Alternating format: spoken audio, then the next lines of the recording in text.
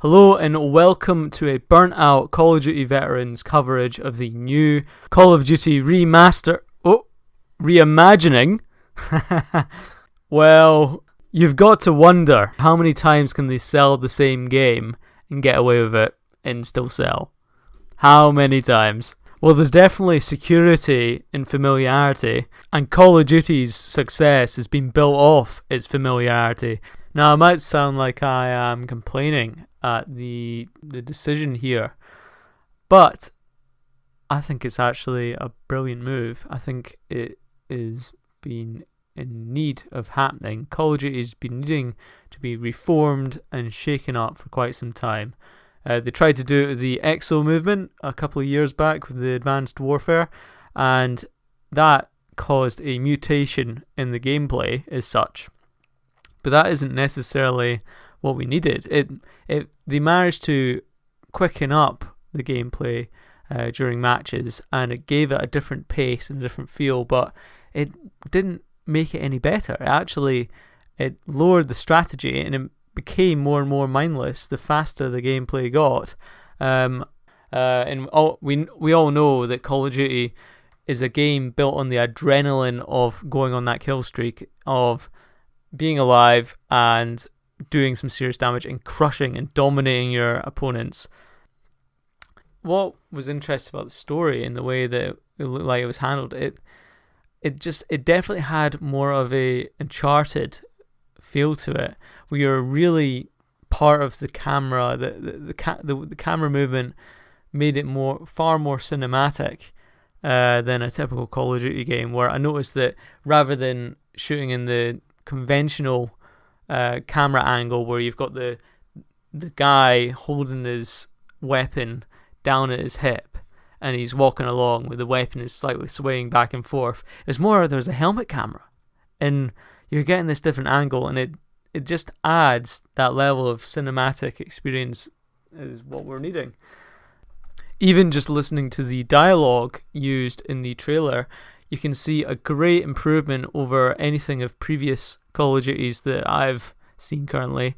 Just the discussion of morality, whether or not the people that you're playing are doing the right thing, that the morals are being blurred here, that you don't even know yourself if you're doing the correct thing, if your actions, your deeds of evil is worth the trade-off. The ends justify the means for an overwhelming good outcome. And you could argue that's the exact same idea or method that any terrorist is adopting. You know, they're believing that their sacrifice, the deaths, the terror that they cause, ultimately is morally justified in the long run, as it either aligns with their faith or whatever other principles they might hold. And this is what we're needing. And I really, really hope that we get a good backstory for Captain Price and for the villains.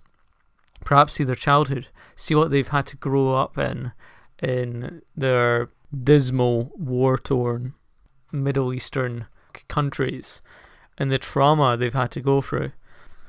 Try make us really empathize with the villains, Infinity Ward. You can really make quite a cultural, political statement here if you really want to, about the way that we perceive the terror and the war in the Middle East, and really try to understand the indoctrination that occurs over there that turns perfectly normal people into terrorists. If you manage to achieve anything like that, then you're on to a winner. You're on to a serious winner. And it's providing justification for the violence, the explosions, the action. And that is what has been missing in Call of Duty for so long. You know, it's injecting that bit of humanity that allows you to immerse yourself in the world and not sort of nitpick at things that seem ridiculous in the game or whatever. It allows you just to accept those little issues and be like, you know what, it doesn't matter to me because you've convinced me. You've connected me to the character emotionally, and now I am invested. And they've got a foot forward here. The fact that they're using characters that we already know and love. Captain Price is one of the most coolest video game characters of all time. He almost convinced me into actually spending money on microtransactions, which I've never done before in Call of Duty Ghosts and Infinite Warfare, just to try get Captain Price. But yeah, hopefully I've not rambled on for too long there. Just to summarise what I think of this new Call of Duty, I think it's a huge step in the right direction in making the franchise a lot more mature, a lot more emotionally resonant, for you to actually care about the characters, care about the game, and not just skip the story mode to go straight to multiplayer.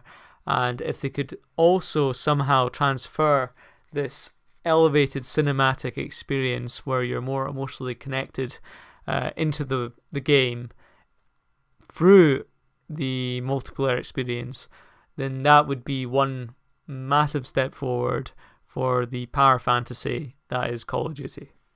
This has been Oh So Dry. Like and subscribe. Peace out.